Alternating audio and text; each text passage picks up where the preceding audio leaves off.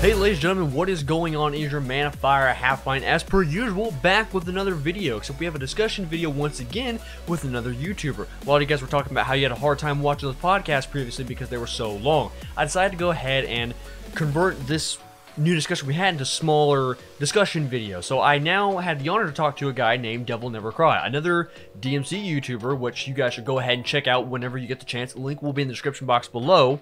He makes great content. He's just another growing channel, so be sure to support the guy when you get a chance. In this video, we went ahead and talked about Dante and what they showcased in the new gameplay that we've seen. We had more of our hardcore perspective on how the nitty-gritties would work with the gameplay and secret missions and how the rest of the game should pan out when playing as Dante. So be sure to stick until the end of the video to see what we have in our final opinions and thoughts on Dante so far. Also, keep an eye open as there will be more video discussions I have with DevilNeverCry coming up very, very soon. So, without further ado, let's get into the discussion. DevilNeverCry, why don't you go ahead and introduce yourself real quick? What is going on, guys? It's me, DevilNeverCry. I'm just a dude who's sort of a fanatic when it comes to DMC. And yeah, thanks for having me here, Half Pint. There's a lot of speculation going out right now ever since the leaks, ever since the new Dante gameplay was shown off, and there's even a new Dante showcase with more details than we had before. So, without delaying too much, let's get straight into it. So Dante, his gameplay.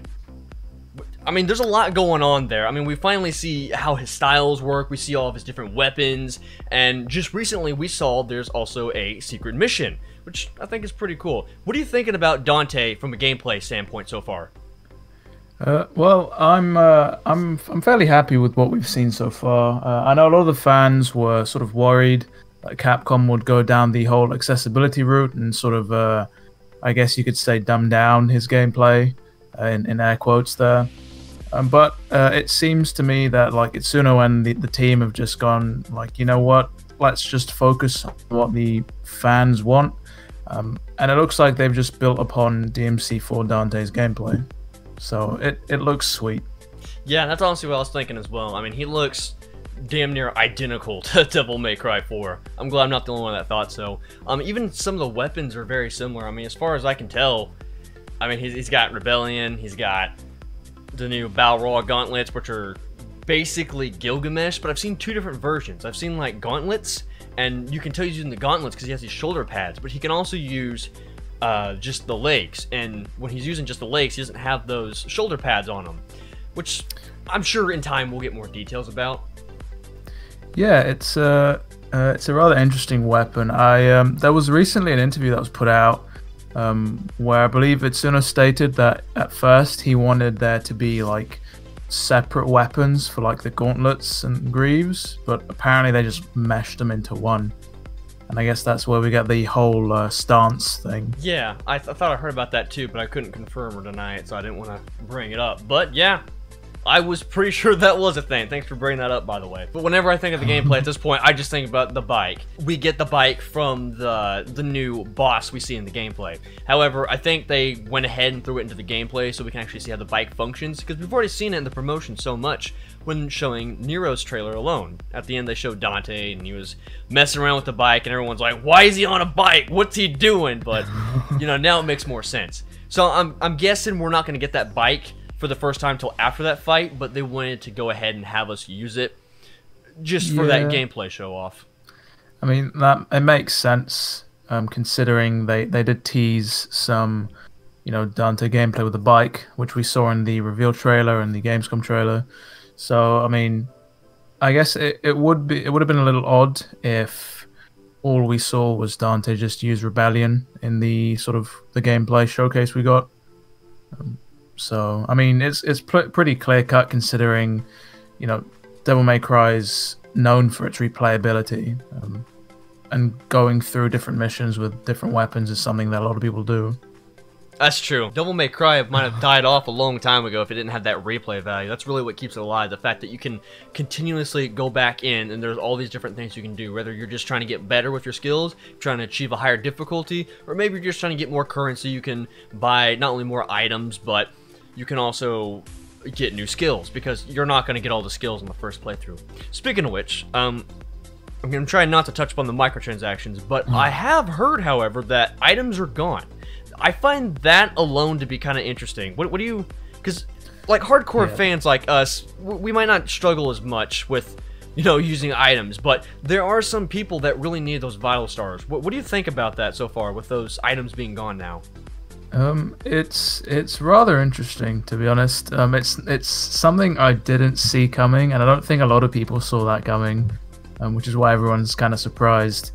But I hope that they've balanced things out correctly. I mean, they sort of alluded to that in a couple of interviews, saying like, you know, your Devil Trigger might heal you a bit more, or you know, you get Devil Trigger more easily. But obviously, in return, you don't have access to all these items. That remains to be seen, I guess. Yeah, it does look like they're trying to find a good balance there, so it's not too difficult.